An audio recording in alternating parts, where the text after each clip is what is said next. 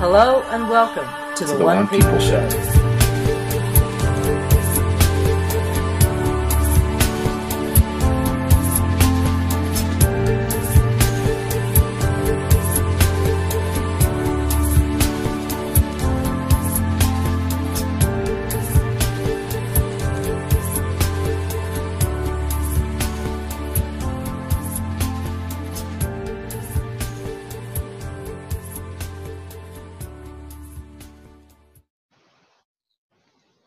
Hello and welcome everybody. I do apologise for the whiteout. I may be glowing off your screen right now. I can't do anything about that, unfortunately. Welcome to the One People Show for this week. We don't have Brian, unfortunately, but of course we have Dee, and we do have back Bradley Love. Welcome to both of you. Hello, Lisa, my brightest darling. You kind of glow in the dark at the moment. It's all that sun activity. I know I'm radiating. Yes. Hi, Brad. It's so awesome to have you back. If we have him back. If we have him back. Can you hear us, Bradley? He's having internet problems too. Oh, and we just lost him. Can I just jump right in here, Lisa, for a quick moment? Absolutely. Okay, just if everyone's wondering why everything's kind of a little bit of a disaster at the moment, the sun went fucked hard this afternoon. We had a smaller filament rip off the sun at around 2 o'clock UTC time today. The proton flux went... How many hours ago was that? For 11. It was about 9 hours ago. And yeah, for me, okay. Yeah, and we had an immediate proton, just huge. We're already having a bit of an X-ray storm before that even happened. We have a major filament. It's one of the biggest filaments I've ever seen, to the point, actually I should almost see if I can pull it up for us. We had today a full solar halo around the sun for hours. Ooh, I've seen, well, let me see if I can pull it up. So give me a second here. I'll do it behind the screens. I have seen lots of partials. I've seen small solar halos. Hold on, just give me a second here. This one was one of the most spectacular things I've ever seen. Hold on, solar. Here we go. I'm going to pull this up for you. Oh, crap. Okay, I'm going to have to resize this down because you guys are not going to see this. Which is what's helping the internet issues right now, right? Is all of yes. the sun activity. The sun if we lose the show, that's probably why.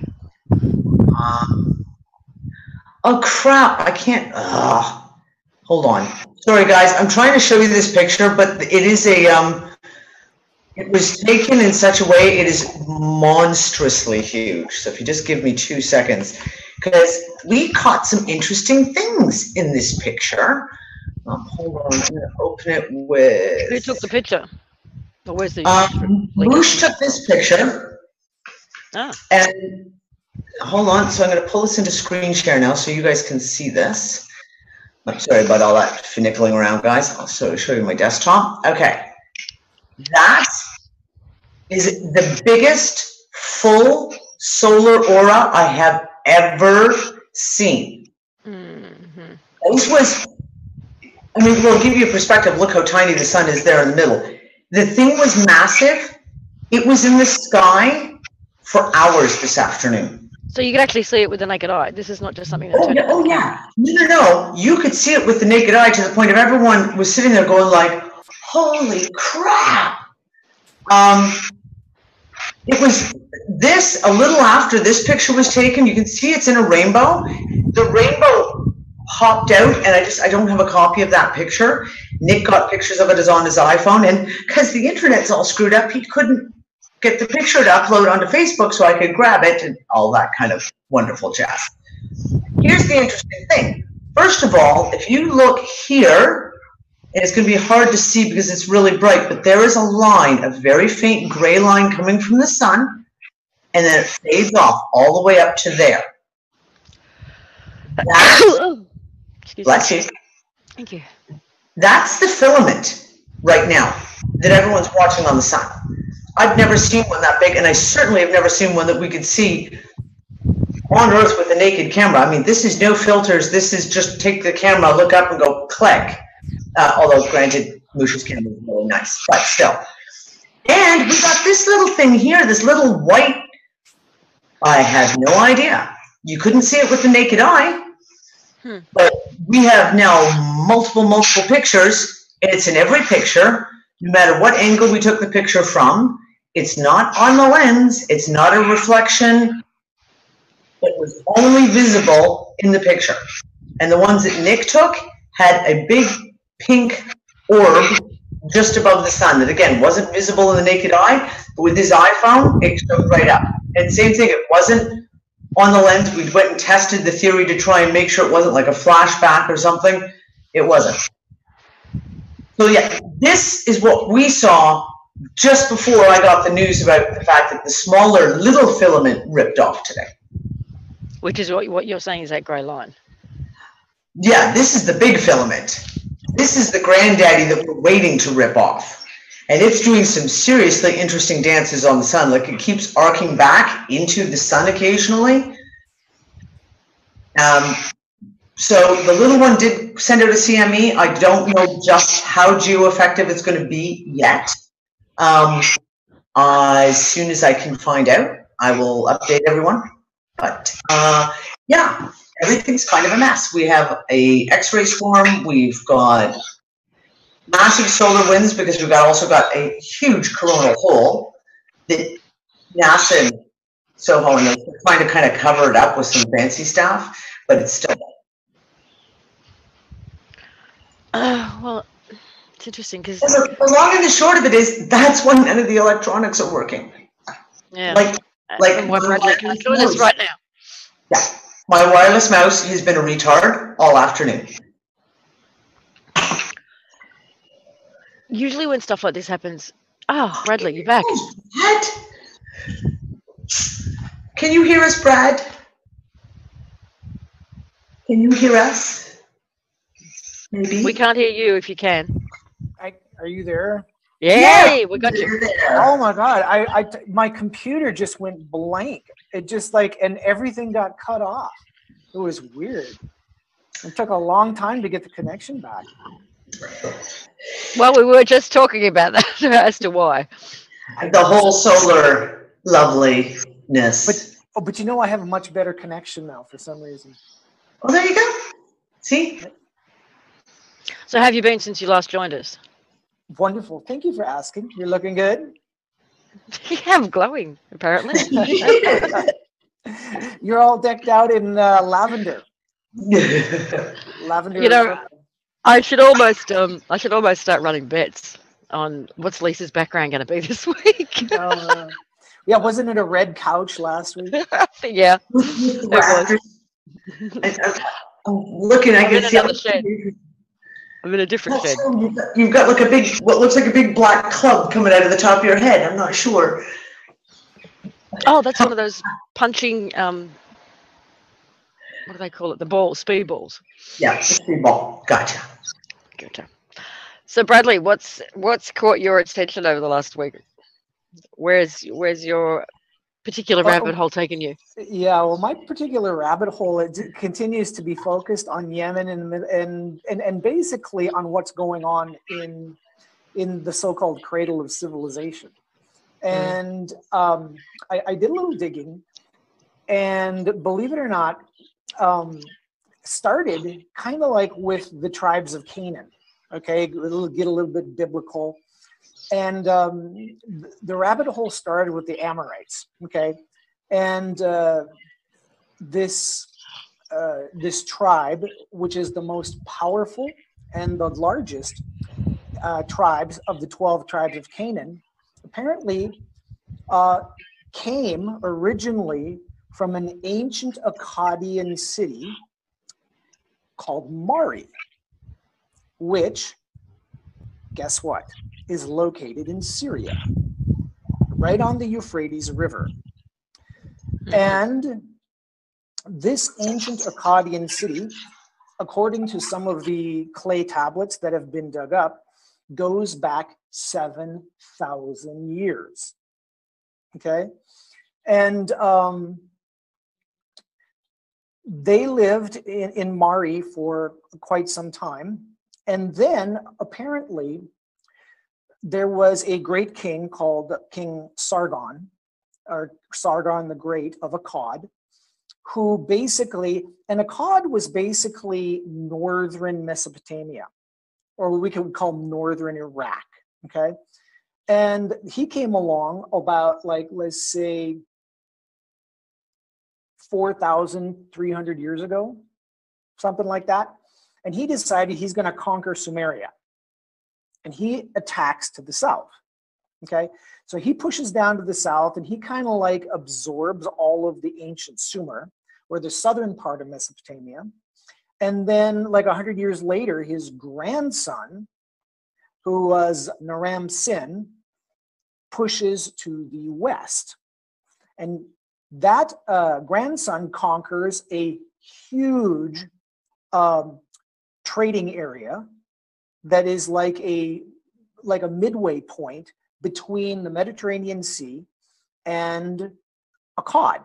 And that was called, and this name of that city is, I'll just spell it, E-B-L-A, Ebla. I'm not sure if that's how to say it. But apparently that city had about 250,000 people in it. It was huge. And they say that and that was 4,200 years ago. And they say that no other city had that many people in it until current day, or not current day, but Rome, when Rome got that big. The interesting thing is once this king of Akkadia basically conquered that city, then the descendants or Akkadians moved in, and that's where they got the Amorites. Okay, so that's the rabbit hole I was following, because I wanted to know where these people came from.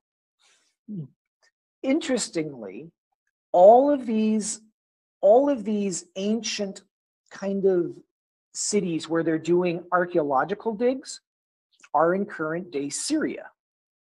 Okay, this is kind of the gateway between what we call our modern day Christianity and Israel, Judaism, and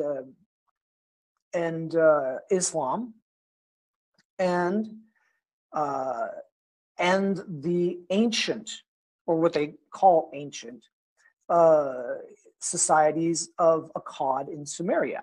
Okay, so that's kind of like the land of Canaan in there. And what I've come to discover is all of the battles that are being fought in Syria are being fought right next to these ancient archaeological digs, and they're all getting destroyed. Okay, and they're being pillaged, and they're being robbed. And what is been happening is the Syrians, of course, and a lot of these archaeologists all over the Middle East are going, what in the world is going on? You know, but there's a bigger picture. And you know, my theory on this bigger picture is, well, of course, they're destroying all of these ancient digs, and they're pillaging and they're robbing them, because the history of this area in Syria predates Christianity, it predates Islam, and it predates Judaism by thousands of years.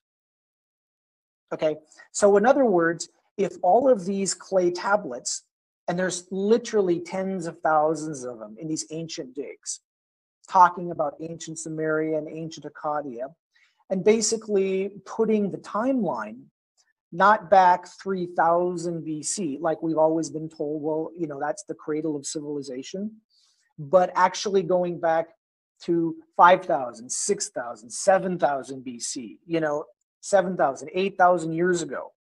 And what we're finding is the farther back in time you go, the more advanced everything gets, the more advanced the civilization gets. Okay? Better technology, better weapons, better everything. Okay? And this is a big problem. okay, for the powers that be. And it's also a big problem for what I call the three big main Western religions, okay? Because if Syria were to ever really start digging in these archaeological sites and really bringing these artifacts out to the rest of the world, it would kind of basically disprove Christianity. It would disprove Islam, which they don't want, and it would all, or as you know, as we are taught, as we are told how it happened. So what you have is you have ISIS, which Dee basically kind of uncovered as the CIA, dressed up in, you know, native garb, who are going around and they're enlisting the help of young Muslim fanatics. And they're telling them that these ancient religions were blasphemous. These ancient religions are dangerous. They're evil, okay? And they're getting our men who believe anything they're told, and they're running around and destroying all the ancient artifacts under the cover of a war.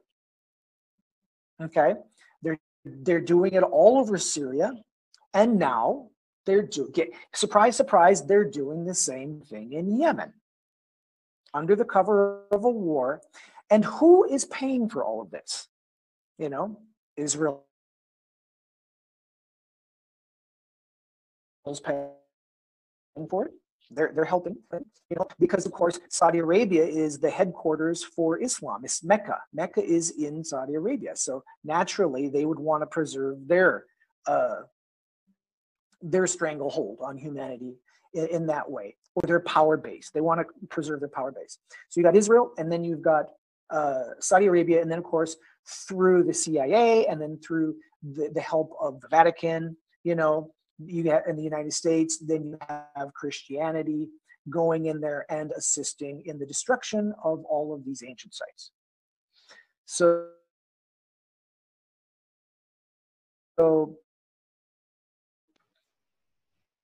D, is that Bradley freezing or me? Where I've done it, or articles. That was Brad. You just froze for a second, Brad. Did we? Yeah, you did. just for about 3 or 4 seconds. Okay, well, you know, 3 or 4 words. Yeah, well, I'm. You know what? I guess we just have a bad connection today. It is what it is, darling. Goodness knows, I've experience with bad. But so anyway, it wasn't just the Amorites that I was interested in. There's another tribe that I thought was really cool, and I wrote about one of my articles. And this was one of the 12 tribes of Canaan, and it was called the Ugarites, or the Ugarites. And believe it or not, that is the original tribe of Israelites. And the city that they used to live in was called Ugarit. It's right on the Mediterranean, above where all the Phoenician port cities were. And that city goes back 8,000 years to 6,000 BC. But the interesting thing that I found was that the Ugarites used to worship false gods. They used to worship Baal. They used to worship all of the Sumerian gods. And they had a list of about 200 of them. And they did that through most of their history. They had temples to Ishtar. They had, you know, all kinds of things in their city. Can you hear me? Yep. We can hear you. Okay, good. So anyway, so I'll just skip over most of the history that I wrote about and just get to the good part, where there came a point in time in the history of the Ugarites, which is the Israelites. I mean, it even sounds a little bit the same, Ugarite, Israelite, where a pharaoh, an Egyptian pharaoh, was deposed. And this pharaoh's name was Akhenaten. And if people remember, Akhenaten was the one Egyptian pharaoh out of all of them that decided he was going to go off on his own and not worship any of the Egyptian gods anymore. And he decided there was only one God, but that was the sun god. So he instituted a brand new religion in Egypt called sun god worship, or the one god worship, which was a type of monotheism. Unheard of. And yeah, unheard of for thousands and thousands of years.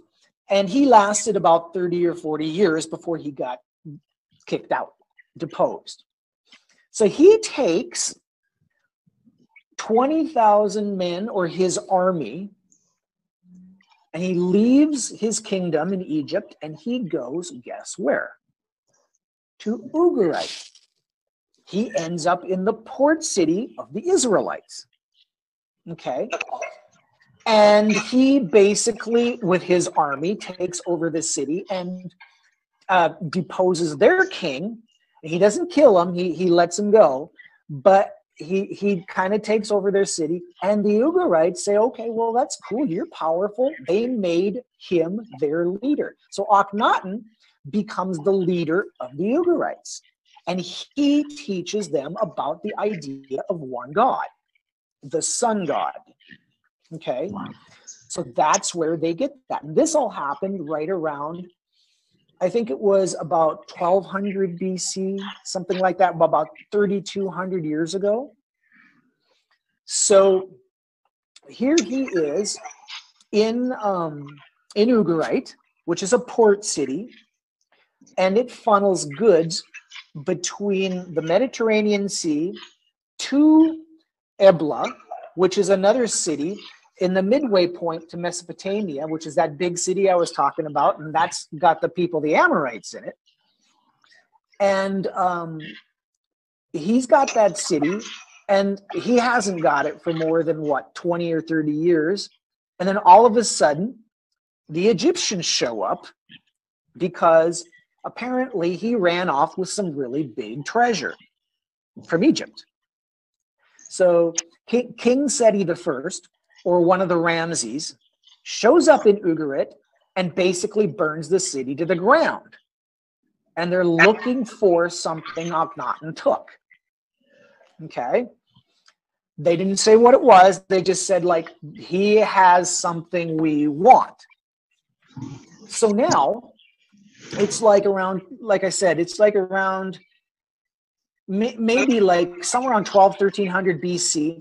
The city is burned to the ground. Ramses has taken it over, and it gets rebuilt by an Assyrian general, okay, who just happens to be King Solomon of the Israelites. Except he's not. He's Assyrian, right? And so King Solomon basically ends up with whatever treasure Akhenaten had, you know, and he becomes kind of like the father of the Israelites. The problem here is this has all taken place like right around 1200 BC in Ugarit, right? That's that port city, which was a huge port city in 2000 BC. It was a huge port city in 3000 BC. You know, it goes all the way back to 6000 BC. So my question is what the hell were the Israelites, you know, why are they saying, well, our history and our God all started in 3000 BC when there are records that have been dug up, written in 5 different languages and 10 different scripts that all talk about this city going back 8,000 years. And that is just that particular city. Okay, because if we go back to the city of Mari, which was originally an Akkadian city, that goes back 7,000 years, which was the northern part of Mesopotamia, which is now in Syria. So what we're finding is a lot of records and a lot of proof that what we've been told as far as our history is concerned pretty much is a lie. Pretty much been just kind of cut and pasted together as a cute little story. And it isn't really telling us what the world was like back then, how advanced it was. And like I said, the farther back you go, the more advanced it gets. So Brad, do you want me to pull up the pictures now so you can kind of maybe walk everyone through the maps and everything? Okay, give me. So this is the background story to the story that we talked about last week. Yeah. So what he would have potentially found is the Ark. Exactly, because that's probably what Akhenaten brought over from Egypt. Hold on, guys. Well, this is it. And so Brad and I were talking earlier today, and the one thing that came up was when I was doing all the study about the Ark of the Covenant and the Israelites, of course, is I ran into the fact of several different historians talking about the fact that Moses wasn't an Israelite per se, because there weren't a nation called Israelites back then. That Moses was actually a pharaoh. And if you know, the whole story of Moses' baby was that he was found by the pharaoh's daughter and adopted into the household. Well, when you look at history, for a very long time of Egypt's history, there was Upper and Lower Egypt. And for a very long time, there were two different pharaohs, and they were at war all the time. And this one theory that came up in several of the writings was that when Moses left Egypt, he took with him something very valuable that the other pharaoh wanted back. And it was very highly supposed that what he took was the Ark of the Covenant, which is what powered the Great Pyramid of Giza. And that's what he took. And that's what so Brad starts telling me the story of the Akkadians and all the rest of it. And I'm like going, I know what he took. I'm pretty sure I know who he really was and what he took. But again, you get all the timelines go like this. It's because you have this created timeline biblically, and then you have, you know, all the records that go, yeah, those times don't really add up very well. So here, I'll go through what the seriously. Hold on, guys. There's a lot to suggest, Bradley, that we've actually been in a process of de-evolution technologically and every other way for the last few thousand years. So it doesn't surprise me that you say that the further back we go, the more advanced we were. So here is the map. This is actually a satellite image of basically Syria and Iraq. The Mediterranean Sea is on the left. That's the Mediterranean Sea. And all of these different colored names, those are ancient cities. Okay. So what you have, that's Mari. That's on the very corner of Syria, common day Syria. And then if you go just to the left, the very next red dot is Ebla. Okay, right there. Yeah. That in 4,250 BC had 250,000 people in it. It had like 6 temples. It had citadel shopping centers. They've actually dug into the library there and found records of doctors, lawyers, bills of lading for goods coming from Ugarit. They've found people writing about diplomacy, all kinds of what an advanced civilization would be doing. Now, just to the left of Ebla, right, there's Ugarit, right there. There we go. And that's the port city. Okay, that basically goes back 8,000 years to 6,000 BC. And it predated the Phoenician language the Phoenicians were speaking. They got from the Ugarites. That's the language the Phoenicians eventually took as their language. Okay, before the Phoenicians started spreading out and having their maritime civilization. Now, interestingly, there's a white dot down there called Jericho. This is just a kind of like a little factoid that I found out. Oh, Yeah, come on. there. Sorry, guys. There's Jericho. Right there. Jericho, they've just found out that Jericho is one of the, it's not one of the oldest cities on earth, but it's the city that's been lived in continuously the longest. They've found 20 different levels of civilization in Jericho, dating back all the way to 9,000 BC or 11,000 years ago. Okay, that's how, and it's been lived in all of that time. Now, I'll also point out this. Hello? Over here, we've got, I just wanted to tie in some of our previous conversations. There is Nimrud, okay? That is the city that ISIS bulldozed 2 months ago in March. Okay? And Nineveh. Exactly. These are the areas that have been completely destroyed. And that's in Syria still. Yep. Well, Nimrud is actually technically. Pull up the map of. Yeah, hold on. I'm pulling it up. There we go. In Iraq. Pull up the map of Syria. Okay, so here's the map of Syria. There you go. And there's Mari. It doesn't have all of the cities on it. And there's Mari. And that's the Euphrates River. Yeah, right there. Okay.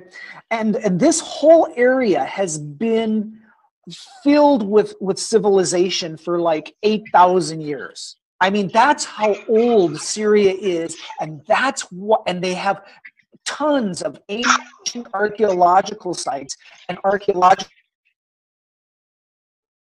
digs that they just want to see. What they wanted to do was replace Bashar al-Assad. Okay? They wanted to replace him so they can get control of that. Because they couldn't get control of that, they got to destroy it. Okay? Yeah. That's the whole point. Because we can't have a different version of history running around on the planet than the one we've given the people, the masses. Okay? So there, I sent you some other pictures of like some sites. So that is, wasn't sure which one. This is Mari. That's Mari.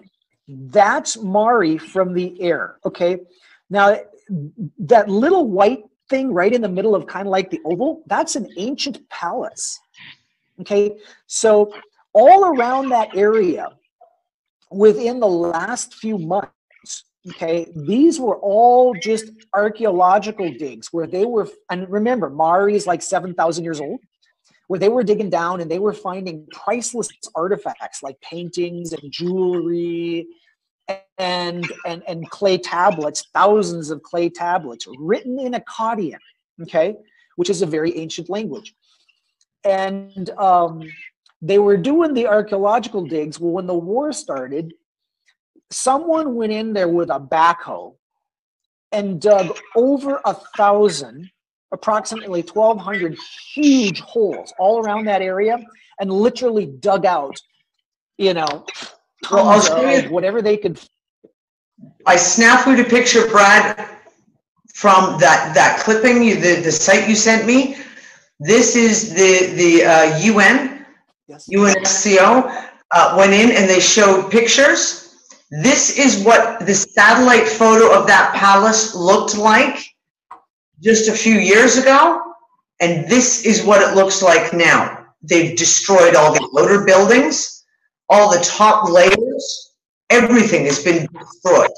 This is another area here, one of the ancient sites, and again, look at what they've done. You see the holes? They've come in with a backhoe and they've dug out massive holes and just rammed the whole thing, literally devastated the whole thing. Okay, give me a 3-minute break here because I have to move, all right? Okay. Here, I'll stop the screen share. Talk amongst yourselves. Talk amongst yourselves. If it's time for this information to come out though, Dee? I think so. I don't care how many backhoes they put to the job. You know, there have been people. Finding it very timing. Yeah, so there's people who've tried to bring this information out for years, right? I mean, obviously, there's been archaeologists who've gone out and they've been on digs and they've tried and they can't. And then all of a sudden, in this last year or two, the information is now going out, and it's like really going out. Like it's going out, and the people are grabbing it and going, "Oh, wait a second." Do you know? It's like the stupor has kind of worn off now, and people are starting to intrinsically grasp what it means that you just found a 9,000-year-old city that you can prove is 9,000 years old. Oh, wait a second. Didn't the Bible say that we're only 6,000 years in? Oh, wait, I have a question or Don't you two. think it's just interesting that all this comes up, like within a week or two of us talking about or playing with the idea at least, that our history has been completely rewritten. It's all a bullshit. Yep. Consciousness gets reset and rewritten every however often. And now this is all starting to come up. So timing is just, kind of blowing me away. Yeah, it's just coincidence, love. You know, that's my theory on all of this always. Yeah. And I'm telling you, some of the rabbit holes I went down in the last 3 days, and the way dots connected again, when you sit there and go, really? Wow, I can't believe what? That's just not possible. So, you just follow the dots. So, Bradley, while you were moving, we were saying that if it's time for this information to come out, then it'll come out. Yeah. Mm-hmm. No matter how many backhoes they throw at it. So right. Well, what's interesting to me is in my research, I found that even doing like internet searches over a period of time, I've started to be blocked. I mean, you start looking up like museums destroyed in Yemen, museums destroyed in Syria, museums destroyed in Iraq, or just museums finding ancient artifacts. And for a while I was finding lots of articles, and then all of a sudden all of the search engines now are going blank.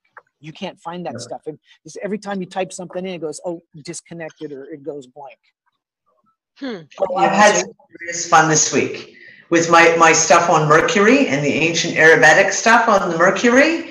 Yeah, I found all kinds of articles. And then all of a sudden, after I finished talking to Brad earlier, I went to pull up one of them because I wanted to show this one link with the Mercury. And guess what? It was like, oh, I can't find it. And I know what exactly to search for. And I went through like 7 pages on Google search and went, oh, look, it's just gone, apparently. Just gone. So what's really interesting to me? I pulled up an article because I think I told you earlier in our talk today that if you really want to find out what, go back far enough in history, you got to go to China and you got to go to India, because see, they don't care if you start going back 8,000, 9,000, 10,000 years in their history. They just don't. Okay, especially India. India doesn't care at all, because they don't have the 3 major religions that the West has that have anything to lose by going back farther than that. And I pulled up a very interesting article written about the Rama Empire, okay? Yeah. That apparently was a contemporary of Atlantis. And this article talks about all of the different what they call epic poems written in the Vedas about this place, Rama, and all of their advanced technology, including the Vimanas. And they just talk about like, well, yeah, they've got like thousands and thousands of pages on these, how to build, how to fly these ancient craft, these Vimanas. But interestingly, I read through the article a little bit better, and guess what? I found out that the Mercury was a huge power source.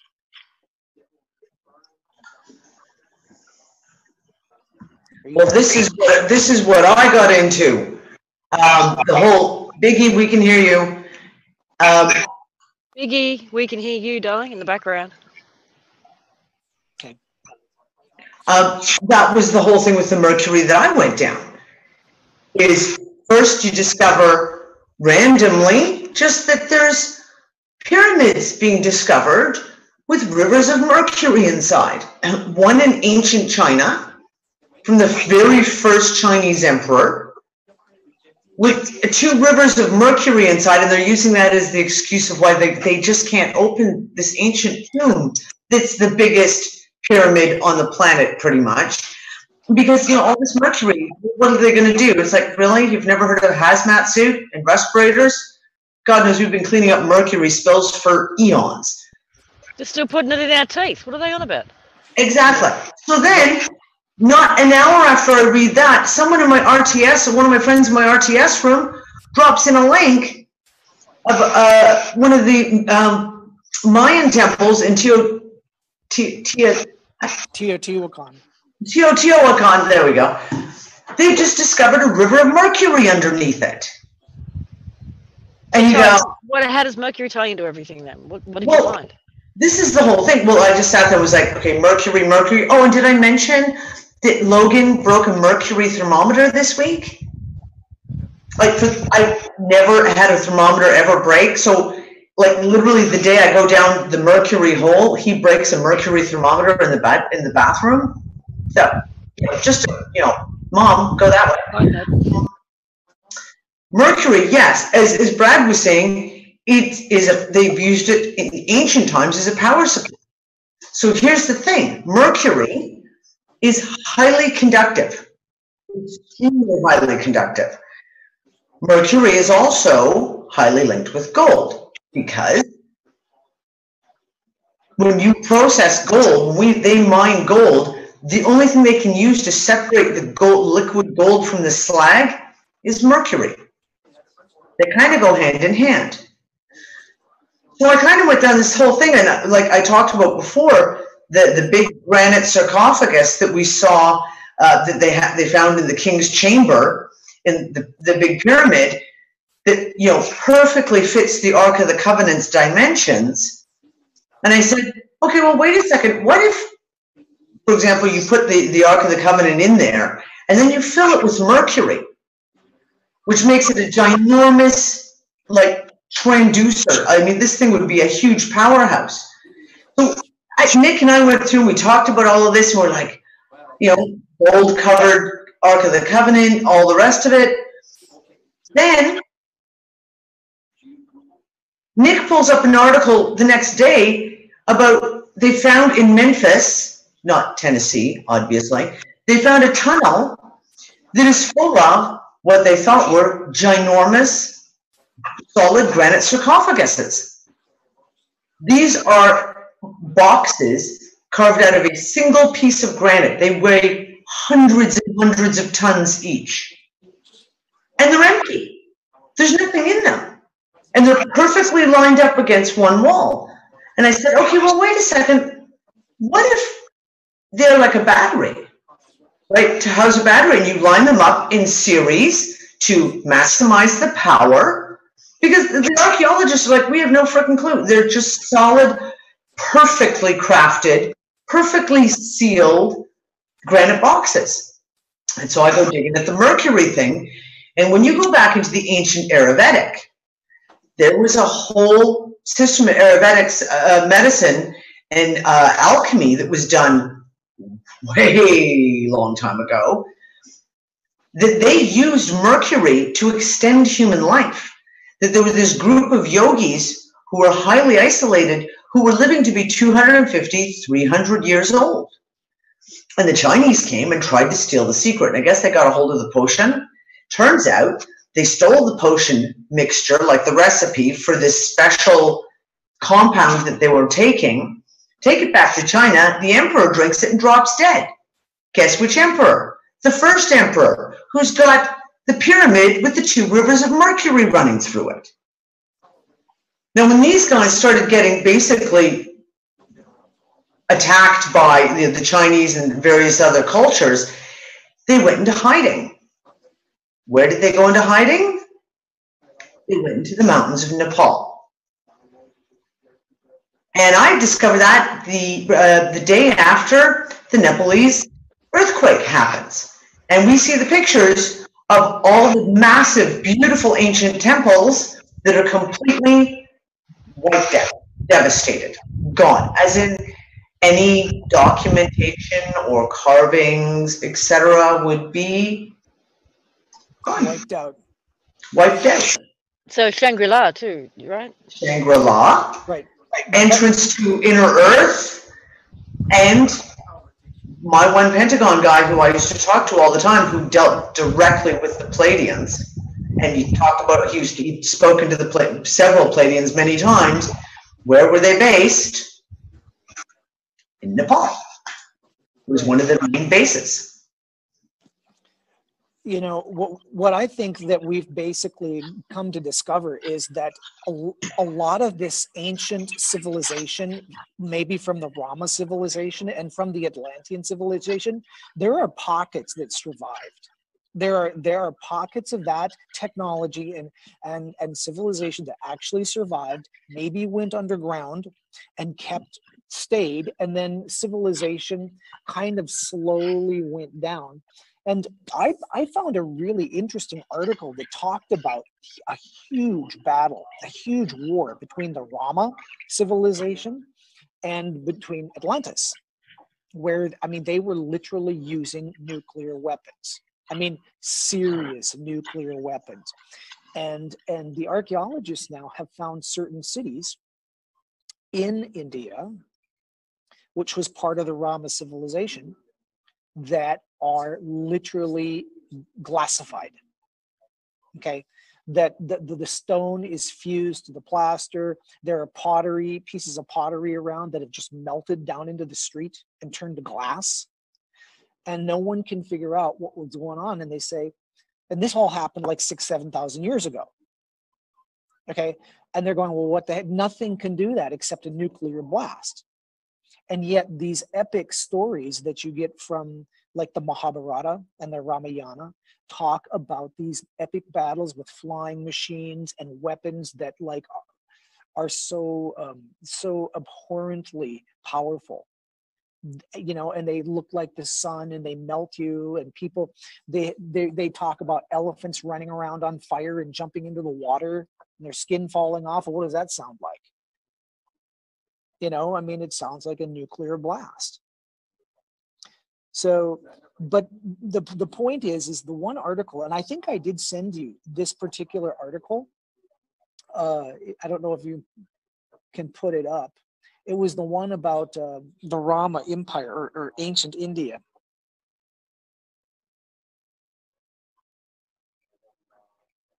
You're muted, D. Do you want me to read it? I can pull it up and read a little. I'm just looking to see if I still have it opened. Oh, I got the earthquake maps firing off all over the place. No, I don't have it up still. I closed it, I guess. Hold on. Do you want me to read a little bit of it? I thought it was really interesting. Yeah, please do, Brian. Okay, hold on. Let me pull it up. That's another thing I want to get to, though, while you're looking for it, is all the earthquakes. At some point, once we've gotten past this part of the conversation, I mean, we've had 7 volcanoes in 6 different countries. Yeah. No. We have 36 active volcanoes right now. 36. Well, that went up from 7. 6. Well, because they didn't count. 6 are the ones that blew off in the last 4 days that everyone went, what the fuck just happened? The one in Chile has been dormant for 40 years. Yeah. In Japan, the coast of Hokkaido rose up by 300 meters in one day. You know, Dee, I have a theory about what's going on. I really have an interesting theory as to why that's happening. I mean, I can share it with you guys if you want to. I have several of them. Okay, well, here's my theory. Okay, we are moving into a higher energy, a different frequency of energy as the galaxy moves. Whatever you can call this time that we're in, it's definitely a time of change. But my and this goes in the face of mainstream science. They won't even consider this. So that's, I can put it out as a theory. My theory is that frequency is related to density, and density is a function, and gravity is a function of density. Okay. And I think I wrote an article about this, how there isn't one more drop of water on the planet than there was, a million years ago. But why did the water all of a sudden raise up? And they say, well, there used to be these, the world was in a huge ice age. Okay. And all the water melted and the oceans rose. But I don't think that's the only reason the water rose up. I think the planet itself contracted. The plates started folding over one another because as the planet lowers in frequency, it changes its density and it becomes more dense, and thus the plates move over. And as they do that and the planet shrinks or shrivels, what used to be water expanded all over the place now rises. And you get all of these ancient cities that used to be above water are now below water. Okay. Now, my theory is that as the planet raises in frequency, what's going to happen is it's going to start to expand again, and land masses that used to be underwater are going to start to pop up. But it's going to probably do it violently in some cases, where it just pops up, and you're going to have slippage of the tectonic plates, and you're going to have volcanoes popping off all over the place. Okay. And you're going to have this expansion of land. And it's not because, of what we're thinking, but it's like you take a ball like this and slowly it slips and it gets bigger and bigger and bigger. And now because there's more to cover, the water seems to go lower. Does that make sense? Yeah, perfect. Okay. Perfect sense to me. Right. So that's what I think is actually going to happen on the planet. And they've talked about how, well, certain land masses like Lemuria and land masses like Atlantis are going to literally pop up out of the ocean. Well, how would that happen? Well, the reason it's going to happen is because as the plates slip and expand back, and the reason they can do that is, like I said, a higher frequency is expansion. It's like blowing up a balloon, more air, more frequency, and the planet can deal with that. So, and here's the other side, the flip side of that is a lot of these future sojourns that, like the Andy Bishago and his people were taking, looking into the future, where he said, yeah, well, the future, one of the timelines I saw, Washington, D.C. was underwater. Sure, that could have happened because if we would have got onto that timeline where the cabal would have completely taken over, the frequency of the planet would have dropped even more. And what would have happened was the planet would have contracted. As goes the people, or as go the people or the consciousness of the planet, so goes the planet, because we're interconnected. And therefore, if that had happened, Washington, sure, it would have gone underwater. And a lot of things would have gone underwater, but that's not what's happening. So we're on a whole different timeline. Hang on. Before you say something, though, Bradley hasn't been privy to the flat Earth discussions that we've been having. And even though what you've talked about there is as a contraction of a ball or the expansion of a ball, even though I'm not going to go down this rabbit hole right now, Don't start. No, I'm not. But I can still see how what you're saying it could be relevant, whether it's an infinite plane or a ball. I'm just for those people who've been following that part of the conversation too, and then for me to say, yeah, perfectly understand. I actually can see how it can relate, but that's for another discussion. So go for it, Dee. Because go ahead. Sorry, Brad. Go ahead. Well, I was just to say, because the Earth, the consciousness, it's totally interconnected with our consciousness. The humanity on the Earth, as we, think, act, and behave and believe and walk around our daily lives, that's a reflection of our consciousness or our awareness or our level. And the earth has to literally reflect that back to us. But see, that also reflects back to density and then to gravity. Now, David Wilcock came out like, I don't know, a couple months ago, and he's talking about all these huge beings, these giants that have like suddenly been discovered in other parts of the solar system, secret space programs, 14 foot tall, 50 foot tall beings. Well, guess what? That makes perfect sense too. You know why? Because as the frequency goes lower, everything contracts.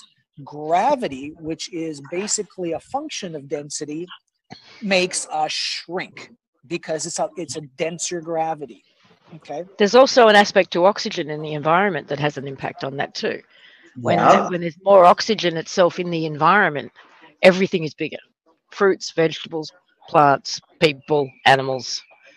And they've shown a correlation between the oxygen drop in our environment and everything's shrinking. Yeah, but I think it has to do with, and that you could be absolutely right. I'm not going to dispute that. I think a lot of it has to do with the frequency, because as the frequency raises, everything expands. Think about like water. You've got a puddle of water, and you boil it, and the frequency, all of a sudden, you've got a whole room full of mist. The molecules expand. So that's part of it. The little blonde in the corner keeps putting her hand up. Oh, pick me. Okay. This goes into all the conversations we've been having too. And Lisa, you asked the question last week when we were talking to Duncan. And we talked about, well, how does this all tie into CERN? What is CERN? Well, one of the things CERN is a giant frequency generator. So if you have people, and we know, and yeah, we all have bad days when we all think, yeah, it's all going to hell in a handbasket and get me the fuck off this planet. But other than those days, we all know that people are waking up. And the frequencies of this planet are raising. As people are waking up. I mean, they're being shaken out of their stupor. What we've been experiencing for the last 6-8 weeks especially has been a war, a frequency war. And I talked about this last Wednesday. I was on face-to-face with Sasha Stone. We had one of his friends who's a physicist, and we talked CERN, and we talked frequencies, and we talked about all these particles, etc. And I talked about the fact of everyone right now is completely on edge, and it is so artificial. You can tell it's external. I have meltdown moments for no reason. I watch it in my kids. I watch it in all the people around me. It's really funny because like Sasha called me yesterday and went, it's like everyone in this city wants to punch their grandmother in the teeth. And I was like, whoa. He's like, it's what you said last week. Everyone's just gone fucking insane. I was talking to Biggie and Mel. It's the same thing in Holland. Friends in the States. Look at what happened in Baltimore just recently. They're doing everything they can to lower the frequency. They are in such desperation mode that they will do anything, including in starting riots and race riots in the States, including those wars and atrocity, anything they could do, like, starting massive earthquakes that kill thousands and thousands of people. Anything they can do to lower that frequency and try and hold the people down. So you think CERN's playing a direct role in that too? I'm telling you, Lisa, it is not coincidental that everything from the moment CERN turned on again, everything ramped up like 100-fold. And it just keeps getting worse. And I know that they're screwing around. Now I'll give you a cute little side note here on CERN. Today, when the filament ripped off and the proton flux went through the roof, CERN had a little bit of a problem, and two of their cryogenics blew out, and they had to dump both beams like real fucking fast. And we've got a notice up on the site right now going, yeah, we kind of have some technical difficulties. And I laughed and was like, okay, so it's the chicken and the egg question. Did they do something that caused the reaction with the sun to make the filament burst off? Or was it the actual action of the filament bursting off that made their little, you know, perpetual motion machine they got going on down there blow a gasket? I honestly feel like no matter what they do, they're fighting a losing battle, and everything and every aspect of creation is a step ahead of them. Yeah. Whether it's the sun or the planet itself or human consciousness, it doesn't seem to matter. Can you imagine Go ahead. I was just saying, can you imagine the level of arrogance they'd have to still think they can still try?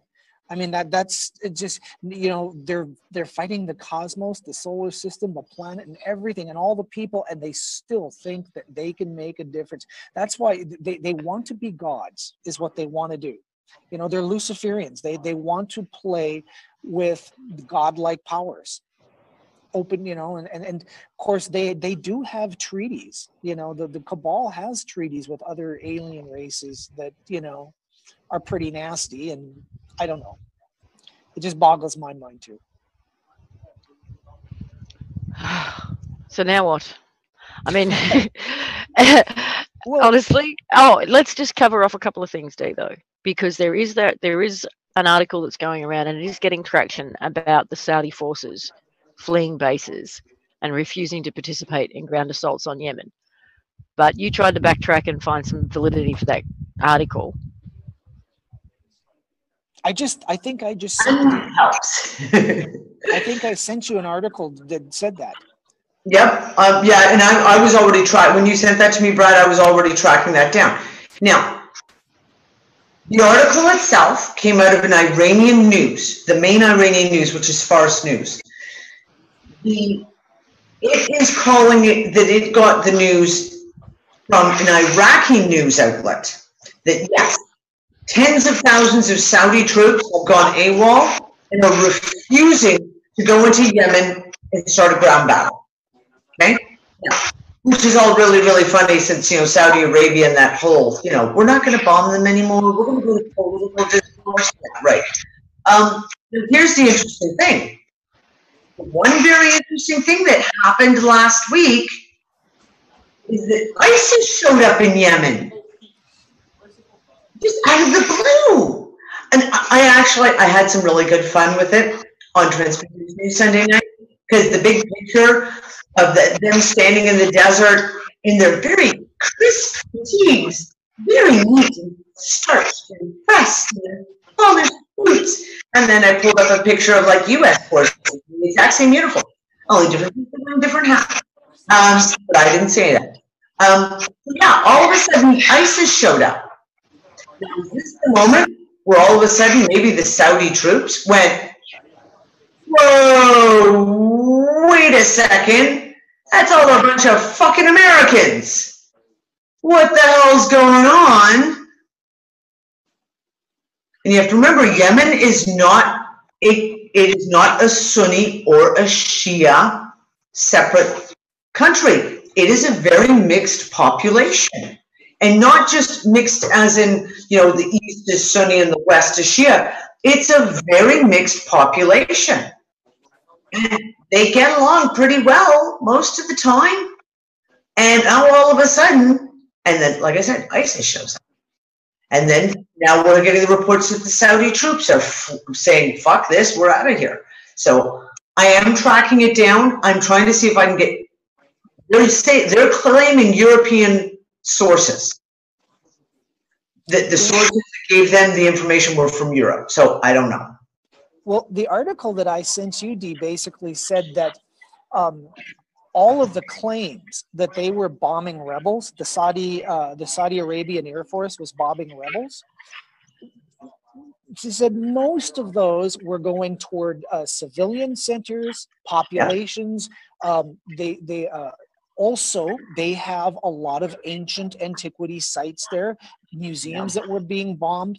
And they said, look, the rebels, they're there, over there, you know, quit bombing the cities. But see, the point is that's not what they're supposed to bomb the people, you know. And I think if indeed the Saudi Arabian army started to run away, it's because they realized, hey, we've been lied to. There's no rebels. We're just attacking the population. We're being used. And they didn't want to be used. You know, it becomes very interesting if all of a sudden you find out that the Al-Qaeda and the ISIS guys aren't actually, you know, rebels and aren't actually like terrorists. No, they're actually being led by Americans. It kind of takes that whole religious aspect out of the equation all of a sudden, doesn't it? Like, whoa, wait a second. Wait, we need to step back a moment and just look at this. What's going on? Well, like I said, I really believe, this is my theory, I really believe that whole thing, because if you stack it, just take that area. You've got Syria on top or on the left, and then you've got Iraq, you've got Iran to the right of that, and you've got Saudi Arabia and Yemen. Those five countries, that's it. That's that whole cradle of civilization. Now, Saudi Arabia is already on board with the New World Order. Okay. Yeah. Well, they already invaded Iraq and they took it over. Controlled by Israel. Right. Okay. So you got two that they want. Okay. They wanted to take Syria next. How's that going for you? Not real well, because they couldn't, because the Russians didn't want them to move in. So they had to get proxies. They're fighting that war by proxy. They're using Al-Qaeda, or not Al-Qaeda, but they're using ISIS, ISIL. They're using, Muslim fanatics trained by the CIA to go in there and do their dirty work. Okay. And now, now things are going really good in Syria. Next country, because it's on the bottom of Saudi Arabia, is Yemen. Okay, let's get Yemen. What's the last country? The last country that's left? Iran. Okay, and boy, I'll tell you, every country so far has had all their museums and all of their antiquities bombed and literally decimated. So if I was Iran, I would be hiding every one of my museums right now. I would be like taking and moving underground bunkers, anything and everything that has to do with ancient civilization, because that's what they want to destroy. Yep. I agree. Well, this is the whole thing. I actually talked about this on Transpacific News Sunday night too. They just bombed the shit out of Maheb, which is the town where the Queen of Sheba's palace is. And I spent hours poring over the satellite maps, because they say they destroyed the Saudi airstrikes destroyed the this airbase that had been taken over by the Houthis. Well, I finally found this base. It's about 2.5 kilometers from Sheba's palace. It's, it's walled in and it's got like sentry points and everything, but there sure as hell ain't no runways anywhere near it. It's in the mountains, and there's like some buildings. That's it. There's no artillery sitting there. There's no, helicopters. There's no tanks. I zoomed right in. Well, but they bombed it. How can the military go in and do an excavation there if there's people next by watching, snoopy little people? Well, we just have to bomb the shit out of them, get them out of there first, okay? Then we can move the military and do our excavations, okay? Get the Ark of the Covenant, because they are very sure. And didn't, what's his face, Duncan O'Finian, say he knew that it was there, or he had known that it was there? He heard that it was there years ago, Right. So they know it's there. They want it. Okay. So, but you got to get the people out of there first. So of course, that's what they're doing. And like I said, it's nowhere. It's not like on this little teeny town of Sawa, which is in Maheb, where the Queen's Palace, Queen of Sheba's palace is. On one side, it's desert as far as you could possibly walk in a week almost. On the other side, it's barren mountains. The whole area has got 19,000 people living in it. It's not like it's a real, We got to take this position because it's, fundamental to our defenses. It's a town in the middle of the freaking desert. But here's the thing, and you said it last time we talked about this. The Yemenis are more and better armed than the Americans are. There are like 3 or 4 AK-47s per man, woman, and child in that country. And I was just reading a little bit article on that further, and they said by the time kids are 7 and 8, they already have their own AK-47 and they're snipers. They're as good as snipers. And they showed them holding their AK-47, and they got like little Smurf things hanging and hanging from them, and the little bows tied around their AK-47. But those kids can shoot, and that's why they had to bomb for 30 days, because they just can't march into Yemen. No. Okay, because it's taking them over is not going to be easy. So it's got to be a worldwide big thing, push into Yemen because there's rebels there. We've got to bomb the shit out of them, all because we want something they've got in the desert. And it's not only about advanced, it's about ancient information, but advanced technology. Advanced technology.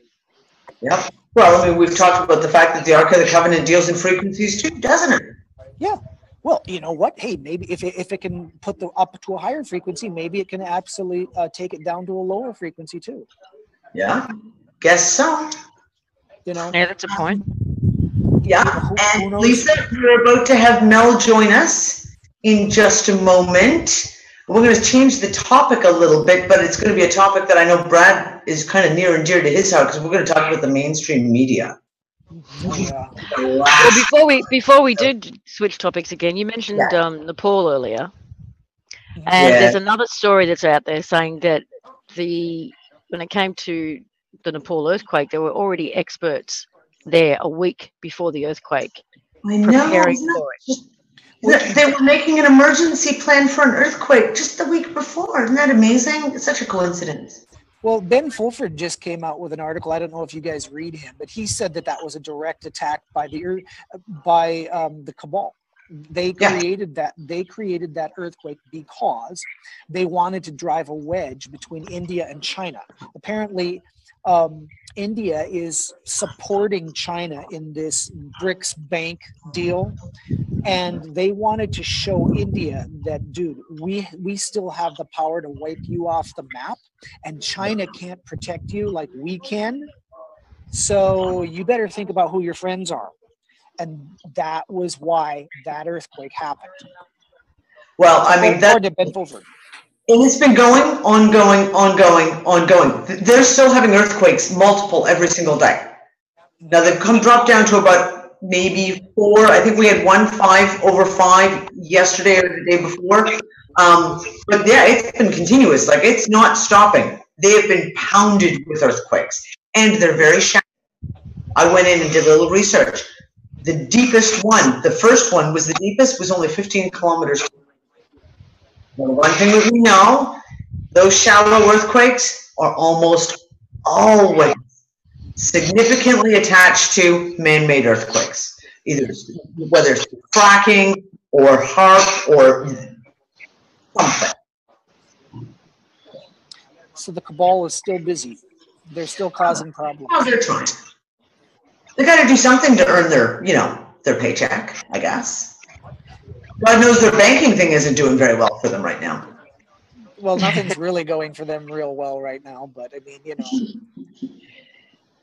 Yeah, but the problem is, as they panic and do their stuff, it doesn't go real well for a lot of other people either. No, because a lot of people got killed on Mount Everest that were climbing that. The whole base camp was decimated in an avalanche. Yeah, I actually immediately went searching for a friend of mine who is an Everest climber to try and make sure she wasn't there on that odd chance. Lisa knows who I'm talking about. And she's all good? Yeah. Good. But here's another thing. There was a lot of course, ancient temples, again, in Nepal that all had very esoteric, secret knowledge. you know, and it's like a twofer. As long as we're doing this and we need to send a message, let's wipe out some stuff that we need to get rid of anyway. I mean, they don't do anything for, you know, they always have 3 or 4 reasons why they need to do something. Yeah, agreed. Everything's always multidimensional and multi-purpose. Yeah. Yes. Well, you know, they're a little bit broke right now. They got to stretch their dollar as far as. Yeah. You know, let's make our earthquake really go a long way. Okay, is Mel ready to join us? Mel, we can't see you. We saw you for a second, and now you've disappeared. And you're muted. Just saying. She's just getting a cup of tea, is what Biggie said. Oh, okay. Well, we'll give Mel another minute. You know what's also very interesting? Like the Ebola thing, you also have to tie the finance into this. Because they are so broke, what's the first thing that happens when any of these disasters happen? Red Cross, CUSO and CARE and UNICEF. Oh my God, you've got to send us your money so we can go help these poor people. And you know when Facebook is getting involved in the fundraising and of course match $2 million in donations, it's like, oh, okay. What was I going to say? Speaking of, you said Mel's coming on to talk about mainstream media. Did you? I think I sent you the link. Did you see Obama's address from the White House Correspondents' Dinner, where his anger translator? Oh my God! Did you, Brad? Did I send you that link? No. It's the White House dinner. It was hysterical. Now this guy still to this day confuses me. I don't know who he is anymore. I mean, I've never really been able to pinpoint him, I have to tell you. But he's at the White House Correspondents' Dinner with a straight face. I don't know how he managed to hold it. And he brings out his anger translator. And he's saying, he's sort of making, you know, the typical pleasantries at the correct comments. Yes, the politically correct comments to the media, while his anger translator in the background is actually telling it like it is. And the two networks that he has a go at is Fox News and CNN for ISIS. Was it ISIS and Ebola? No. The CNN was for something about race riots. And Shiite laws coming to race riots, and CNN was about Ebola that they covered nonstop for 2 weeks, and then just dropped it like a hot potato. And guess what? You don't have Ebola. Thanks for that. And then Obama proceeds to get worked up over climate change to the point where he's apparently scares his anger translator to the point where he's like, "Whoa, I'm out of here." You're like, "You're out of control." It was a real giveaway. It was a real tell for me. And that in the Jimmy Kimmel interview last month. That too. Now, I mean, the guy's on his way out. I mean, he can't be re-elected, right? Yep. So it sounds like he's letting a couple of cats out of the bag on his way out. I got nothing to lose. Hillary's coming in behind me, and God knows no one wants to vote for her, so I'm going to have some fun from my last year. I'm going to actually post that video out tomorrow, because Nick and I watched it. I literally almost peed my pants. I laughed so hard. It's just so so unexpected. It was just, it was good. It was really funny. I'll try and remember to post that out tomorrow on RTS. I mean, was he trying to get the message that those networks are not getting their directives from him? From the White House? They're getting it from somewhere else? And yeah, I mean, those comments that he said on Jimmy Kimmel too. Yeah. You got it. I don't know. There's something going on there. Yeah. It was kind of revealing and kind of fun, and just things that make you go, Well, that was interesting. As the song goes. You keep coming, Mel. Wait. Oh, there she is. Hi, everybody. Welcome. Thank you. Lovely to be here. Good to see you. I'll see if I can put my camera back on too. See if it works. See if Oh, you there we can. go. Oh, Oh, there you are, Lisa. She glows today. so how are you, Mel? Whoa, gee. Navigating the gauntlet of media, as always, and what a challenge that is. And I was noticing the last comment you're making about the mainstream media with regards to, you know, how all the funding drives are getting kicked in now and mainstream media is behind that. And a large proportion of, I guess, what I wanted to come in and talk to you about today really has to do with that, because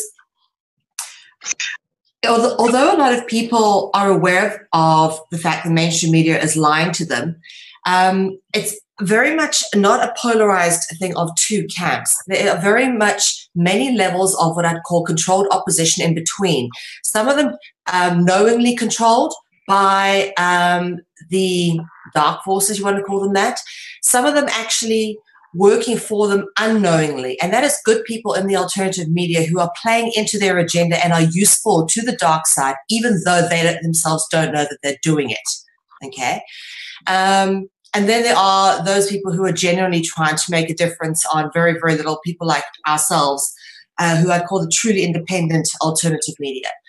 Now, although a lot of people say, you know, the controlled opposition are necessary, perhaps RT's controlled opposition, perhaps Alex Jones' controlled opposition, because they wake people up at a very fundamental level. You know, they, you know, make people aware, oh, 9/11 wasn't, you know, an inside job and all that. And they find that I found that at the Alex Jones level first, went through that to get through everything else. The problem is with these levels in between is they're causing what I would call a very fundamental obstruction to the organic flow of resources that would fundamentally flow into those genuine, uncontrolled alternative media. They're stemming the flow of the resources, okay? You've got a huge amount of resources pouring into things which ultimately are there for the purpose of sucking up resources and distracting it from other people. A good example is now we've got all this funding going to these earthquakes, which of course been generated by man. They're not natural. And of course, all this money is going to these charities. What a huge percentage of the money that goes to charities actually stays with the charity and the administration. Only a very small percentage gets to the very end result. And these administrative organizations like FEMA, Red Cross, again, all owned by the cabal at the very top. The Red Cross is owned by the Knights of Maltese, if you couldn't tell that by the Red Cross on it. So this is for me, I guess, where I wanted to start this off with is that the distraction being caused by these intermediary pseudo-veneer organizations that supposedly do a lot of good but don't. And that includes alternative media that's controlled opposition, that appear to be perhaps parlaying some variation of truth, but are actually causing more damage because they're sucking up resources from those who could do a lot more with it. And for me, this is my big concern, is this element that nobody is really aware of. They think it's necessary for to catch people at one level, but it's actually down the line causing more damage. And again, controlled opposition and these charitable organizations that are stemming the resources from people now through the mainstream media. That, for me, is a hidden danger that we're completely unaware of, that we don't even think of. But you know what? When you're really at the truth end of this media game, as I am, and you're watching this all unfold, you're kind of going, what is really going on? The resources that are pouring into these people, we work on projects where we know that we could do 10 times the amount with the amount of money going to these people and have 10 times more benefit. So you see all of this being wasted, all this carrying on, and it's really like a dog chasing its tail. It goes nowhere.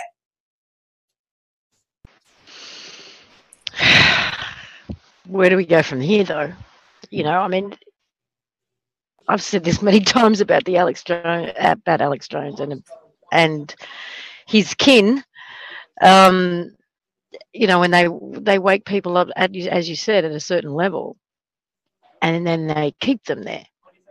There are many who stay at the Alex Jones, the anger level. That's, to me, that's what he represents. It's that anger.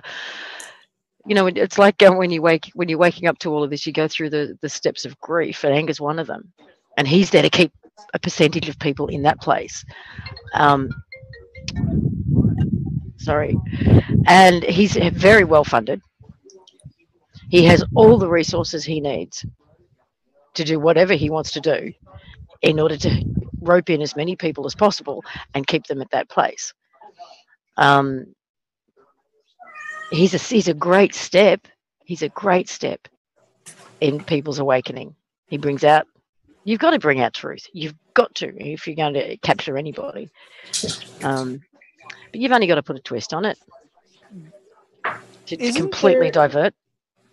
Lisa, isn't there kind of like an esoteric element to the Illuminati that says that in order for them to do all the bad stuff that they do, that they are required to, in some way or some shape or some form, tell us? Could he be just one of those guys that on the right hand doesn't know what the left hand is doing, and maybe he's being fed information and being funded, so he's the guy that's telling all of us basically what they're going to do, okay, in such a way that, you know, he riles up enough people in anger, but it really doesn't have an effect. Okay. Well, do you ever see Alex Jones putting out a solution to this problem? No, never. No, there's a lot of rah rah rah, and this is what they're going to do, and get angry about it, but yeah, no, not here's the 10-step point plan as to what to actually do about it. Right, but there's just also jump up and down. There's also things that he'll never talk about. People have said that before. He will never mention Israel ever, you know, as an aggressor. You know, he doesn't cover that. And I mean, it's kind of obvious that they're out there doing stuff. You know, why are you not mentioning that? You know. Yeah, he never mentions the Vatican. You cannot talk about anything to do with the Catholic Church because his father-in-law is in fact a Knight of Malta and his wife works for the CIA. And of course, we know the Vatican runs intelligence services. He's devout Catholic. His sister goes to a very Catholic university where he's given lectures actually stating that he's a very deep spiritual connection to the place. So put it all together, you know, if anyone isn't looking directly at the heart of the beast, pointing at it and saying that is the beast, then for me, they're not doing any justice, and that he will never, ever point to the Vatican at any level. And he's slammed down the phone on people before when they've called up and spoken about the Jesuits. He's actually written articles saying those people who think that Catholics control it all, you know, referencing people like me, but in a very derogatory way. So, yeah, there's very obvious to me what he is, but still, you know, I think he's the most obvious example. There are very many subtle levels. And again, what you said there, Bradley, about they've got to let us know on a certain level what's going on. Right. So Mel, this can is I ask me. You something? Sure. You know what? A thought just came to my mind, and it's actually kind of pertinent to this. There was a whole bunch of pictures that came out several months ago about a real high level Illuminati party. It was a theme party from the 1970s, and they were all dressed up in masks and stuff. But one of the things that really impressed me, that they all seemed to be wearing front masks and back masks. And one of the prime teachings of the Illuminati is that you never let people know if you're good or you're bad. It's called the two-face, okay? And in this party, everyone was wearing two faces. They were wearing a front face and a back face. And I know a lot of writers now have come out and said, oh, you know, the Vatican is saying good things now. They really have changed their heart. You know, they're doing better things for the planet, and the Freemasons are too. And all these people, they really want to change. But isn't this just the same as the two-face? You know, what you do is now, instead of showing them your dark face, you turn the other way and you show them the nice face. But the nice face, all it is just the flip side of the dark face. Remember, this goes back to Star Wars. Remember Palpatine?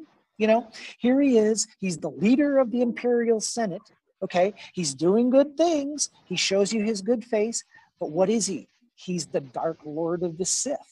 Okay, so a lot of people are saying, the Catholic Church has really changed its tune, and we got a new Jesuit Pope out there, and he's really, there's nothing really going on underneath, where they're butchering babies. Oh, that doesn't happen, nice face, and that's part of their plot. They have two faces.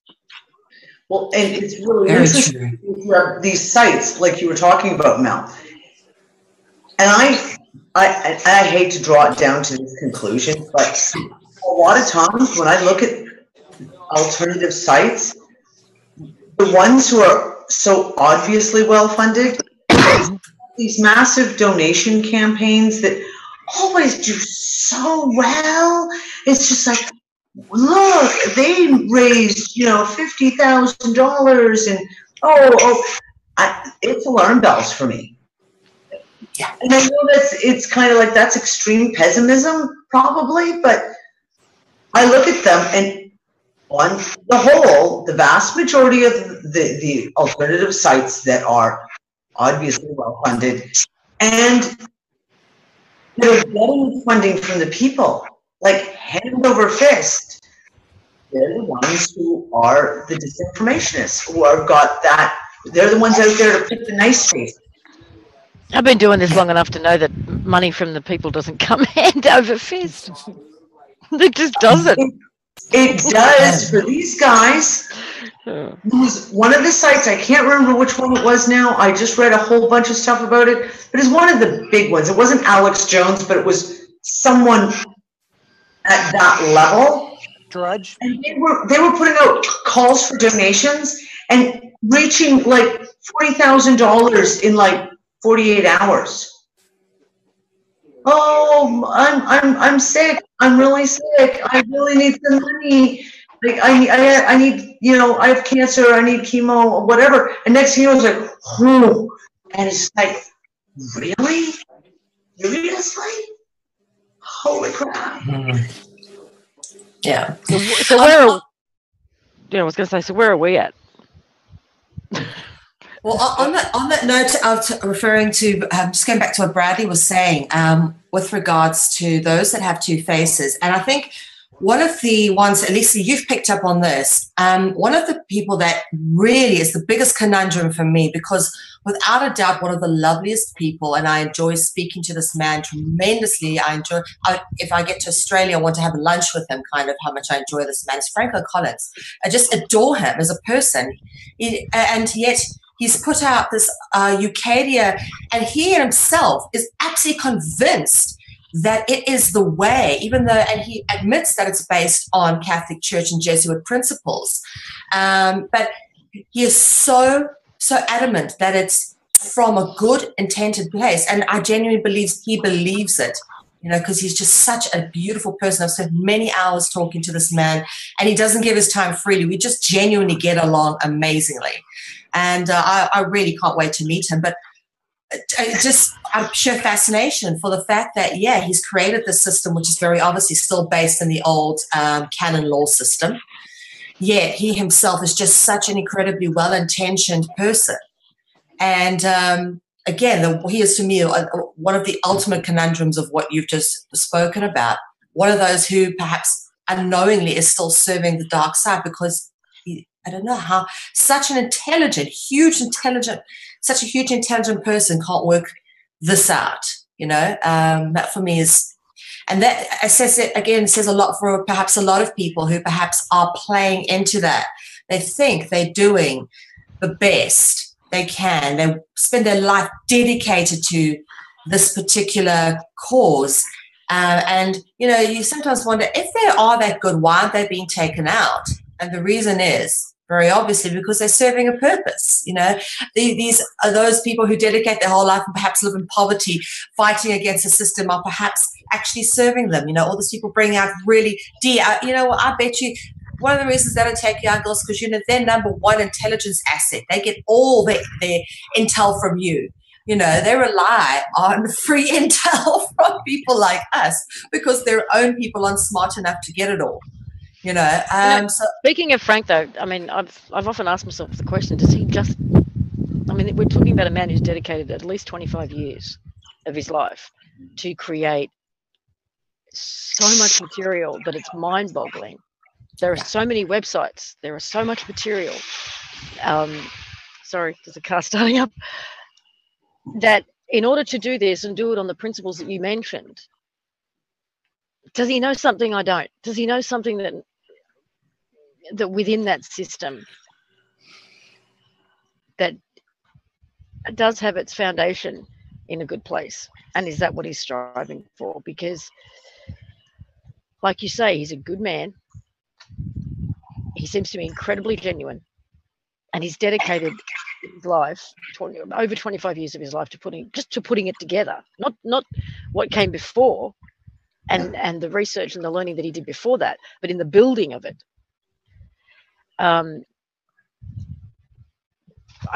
There's that part of me that just goes, I hope it hasn't been a waste. It's a long time. It's a life's work, and I'd hate to think he wasted it. And maybe he knows something I don't. So, but I mean, that's the template, though, right? And we see this template played over and over for centuries. If you want to lead a revolution, if you want to lead the people, you need to put in front of them someone who's charismatic, who will capture their hearts. And humans, we do resonate with people. Whether people understand, listening from the heart and getting that resonance of what truth is, or they're completely empty and don't understand that at all, people still get their gut feeling. And you have to put someone in front of them who is got that charisma, who's got that passion. Because if you don't put someone with that passion, the people get it. And like I always use the example, the guy who started Occupy Wall Street is the prime example of this.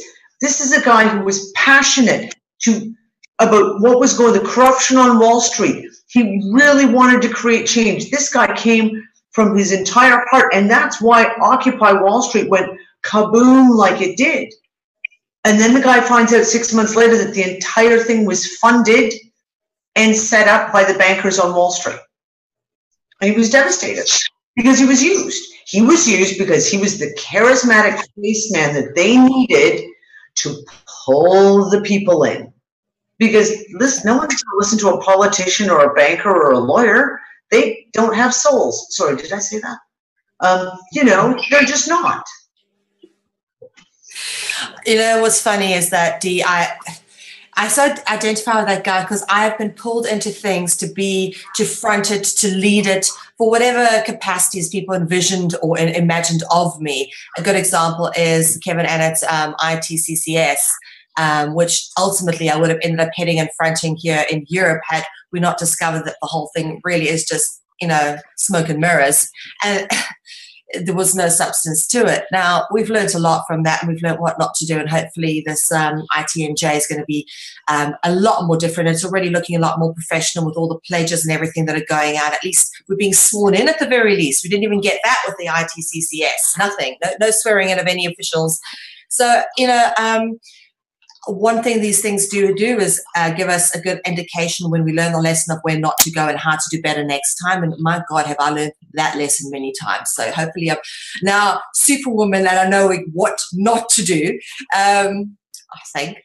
But at the least, the thing that really becomes, I think, disturbing for people and where you see the damage being done, and I'm seeing it now, is the comments that are coming back with the launch of the ITNJ about, I hope this isn't another ITCCS. Because what these things do, these fake campaigns, is they take away a lot of the steam, the momentum, they dash people's hopes, and ultimately they drive a lot of people away that perhaps would support it or have financially supported the fake ones before, and they think, I'm not going to pay any attention or give any money to this one because you know what happened the last time I said $2,000 to that Annette character and look what he turned out to be.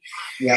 This is where we're at. Is a lot of them are diversion tactics, again, to disillusion the public or siphon resources that could be better used. And we're noticing it down the line in alternative media as those who really are on the sort of really hardworking, truthful side of things the resources aren't there, whilst you're finding people who are supposedly a good example. Michael Tellinger recently, I think, raised, I don't know how, overnight 50,000 euros to import a free energy device to South Africa. And yet nobody's seen it, knows what it is or how it works, but he's imported it apparently. And he managed to set up a huge public funding campaign to get this thing bought and imported to South Africa. Again, we wait to see what materializes out of that. We know the history there and the patterns that have evolved from Mr. Tellinger over the past, and it has quite literally, he has captivated the whole of the South African alternative media. And, again, going into politics and sitting to be a politician, is if that isn't enough, controlled opposition, perversion, diversion, distraction, should send alarm bells going. There's not one of us in our awakened circles of light who would go and stand as a politician, because we know in order to make it in the game, you've got to be corrupted. If you do make it and you are the real deal, you most likely get taken out, because you can't play their game by their terms. I mean, by your own terms. You've got to play by their terms. You play into the game of politics, you're playing into the illusion. Even just by voting, you're contributing to the illusion. Never mind standing for office or hoping to get votes.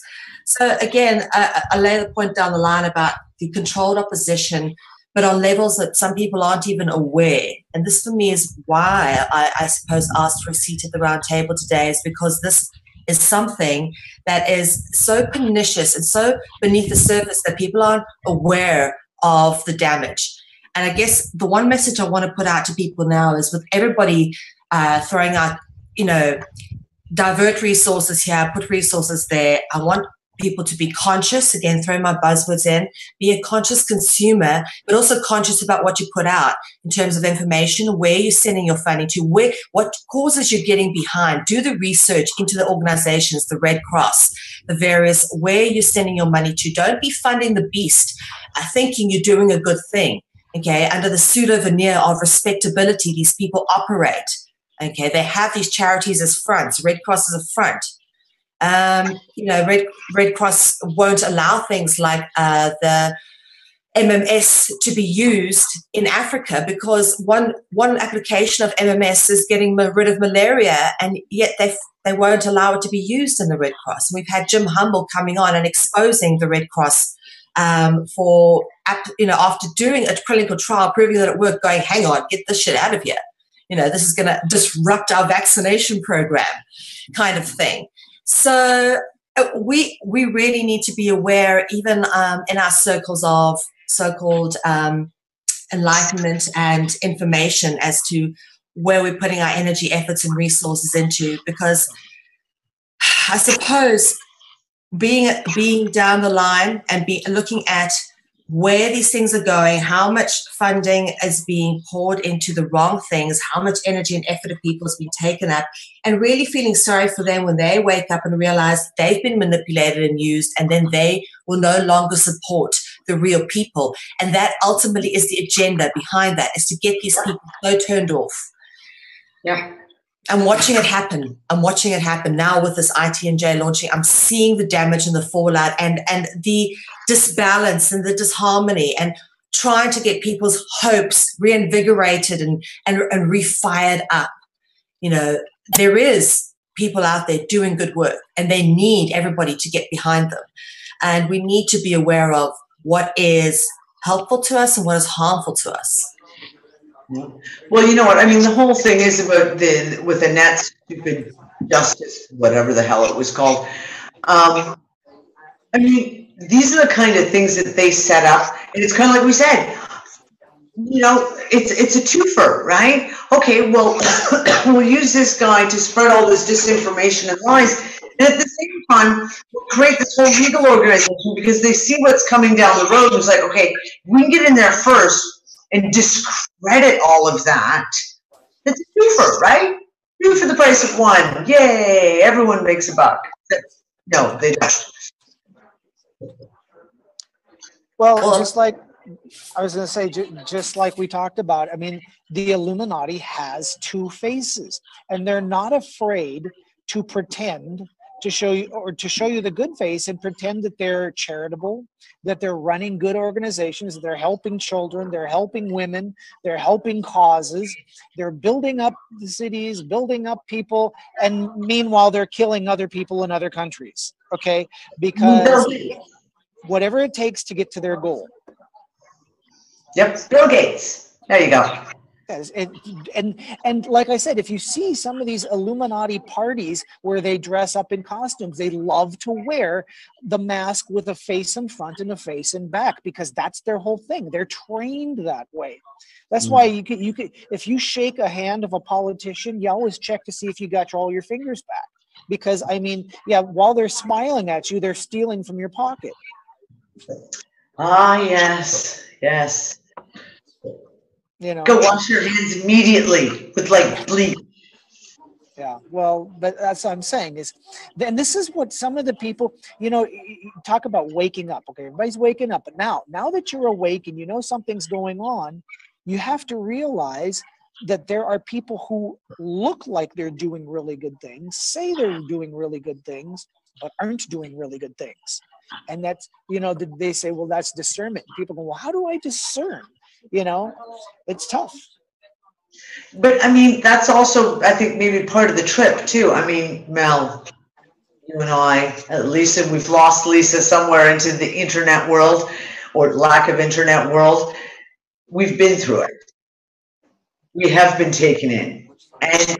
But the one thing you come out the other side is so much more discerning, so much stronger, and your radar now stretches way beyond what it used to be. So, I mean, is that it? Is that kind of like our little learning curve for all of us each personally on our journey? You know, you got to get like kicked down the stairs once or twice. I think you do. You know, let me tell you about what I've learned. And media really is the art of human study. Particularly, you know, running CCN, I get to observe people from a place where they don't know that I'm observing them. So, you know, what's interesting to note is the ones who are, and this is actually without exception, okay, the ones that have been through the mill, who are supposedly damaged or been kicked in the teeth, who've made mistakes in life, perhaps have amazingly diverse, dark and light, eclectic histories. They are the ones who are the most interesting, are the hardest working, are the most stable, are the ones who are really in this for the right reason, because they've been around the block and they know their shit. They know what's going on through experience. You know, an example, I've worked in many different companies, had to take a number of them to court because I've always had issues with sexual harassment in the workplace, being a strong woman and always working in predominantly male-driven industries. Had many issues with sexual harassment, sexual discrimination in the workplace. Taken 3 core cases to court, lost all 3 of them, and realized there's something fundamentally wrong with the system. The system doesn't protect people who are being sexually harassed in the workplace.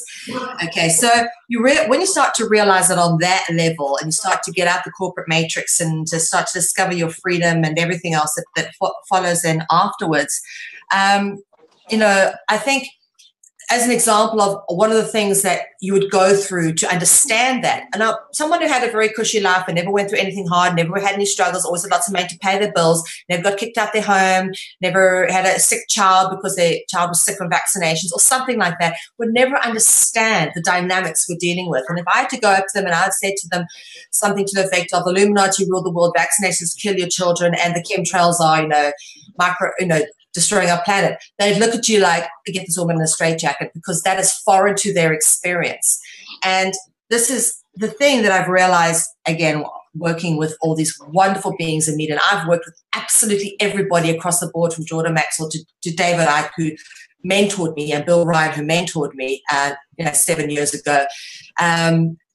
To all the people personally, all the greats and ungreats, ingrates, I should say, across the board in alternative media. And the thing I've learned is those who have suffered the hardest are the most genuine. Those who put the effort in, not because they're trying to create some artificial pseudo-celebrity for themselves. Those who put the effort in genuinely because they're trying to create a better world are those who themselves have been through the ringer. Yeah. You know? I definitely, I'll agree to that one, that's for sure. You know what, and this is the whole thing, I mean, it's tough. I mean, like you and I had this conversation, I think it was yesterday now, when you are trying to work hard and get a message out and trying to, you know, inform people or at the very least give people other ideas to ponder, right? And like you say, in the alternative media, there are no paychecks and there are no nice cozy parking spots and no company cars and definitely no benefits, not that I'd use them anyways. So, you know, it's the struggle, isn't it? And it kind of comes back to, again, so many times I look at so many people that we've been working with over the years, and yeah, I look at the people who just kept going and said, I'm going to just keep going. I have to just keep going. I know that's what I've got to do, and I will figure out a way. If it means going and doing my show at a coffee shop because I couldn't pay the internet this month, that's what I'll fucking do then. It is what it is, right? Wouldn't it be nice if people like who are in the alternative media made salaries like Rush Limbaugh or I think the guy makes between $8 and $16 million a year for what he does. I mean, and then some of the like Hannity or all these guys on Fox, they're like between $2 and $4 million a year. I mean, and what kind of crap are they pushing out to the public, you know? And that's the kind of wage they make, you know? Dude, I'd be happy if I made $20,000 a year. I'd be like, woohoo! I know a set amount of money coming in every month. Yay! Telling the truth does not pay well. No, and I mean, I've said it before. I used to write articles. I used to get paid, like Mel used to get paid to write articles on specific topics because my prime focus over the last decade was maternal and infant health.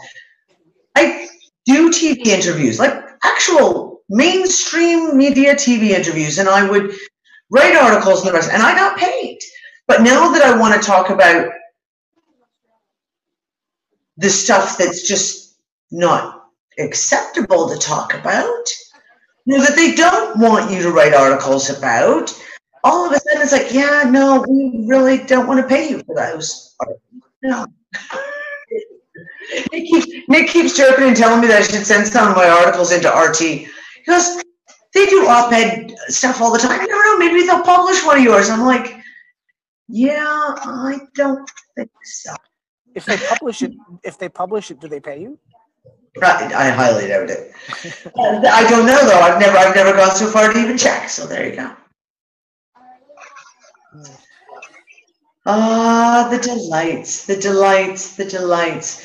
Well, guys, we are down to 8 minutes to the end of the show, and we lost Lisa. I just got a memo in from our extremely wonderful producer, Peggy, saying Lisa lost all internet.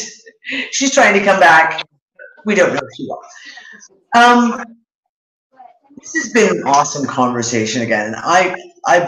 Mel, I always love having you on the show because it's just like talking to my sister and we just hang out, and it's like, you know, continuation of just about every other conversation we have. You know, here you go. We just nailed Alex Jones for never ever giving a solution. So maybe what we need to do is like bring a bunch of people to the table to have the conversation about what is the solution. We have the solution, Dee. And let me tell you why the solution There are the solutions. They exist. We work with beautiful groups of people every day who have the solutions and who know how to create a world that is better than the one we have now. Let me tell you why it can't be done and why it's not happening as fast as we want. Okay, there's two things. Misdirection of resources. Because we still live in a fiat currency, we're reliant on that fiat currency resource, and that which is available to people like us is being misdirected, as the point I've just very long-windedly made, okay? One. Secondly, there's still a number of people who are at various points of evolution within their own personal growth, who are still working through various manifestations of their ego. And in our circles, there are still people who very much want to protect their own little island and feel that if they work together, that someone might steal their work, or it might not be all about them. And speaking of Franco Collins, one of the most beautiful things he ever taught me was, he says, Mel, I've been doing this for a long time, and people come to me all the time with solutions that they've put together, and I've read through, I can't even tell you how many dozens of these things. And the one thing that always amazes me is all this time I've been reading through these solutions and structures and formulas that people give me is that everyone who comes in with them puts themselves at the center of it. Okay? They are, and I've yet to come across one formula, structure, solution where the person that created it didn't put themselves at the center of it. And that spoke volumes to me, because this is very much what we're faced with. And when I created this media platform that I did, I think pretty much everyone expected me to be like the star of the show, a show every day, blabbing off and bitching about something.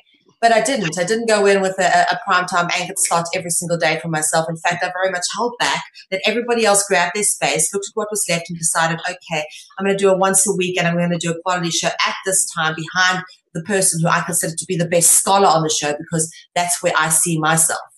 Not necessarily behind sort of Sasha Stone, who would be one of our biggest hitters. Or it really was not about creating an environment to suit me. It was creating an environment to bring us all together, and then seeing where I fitted within that.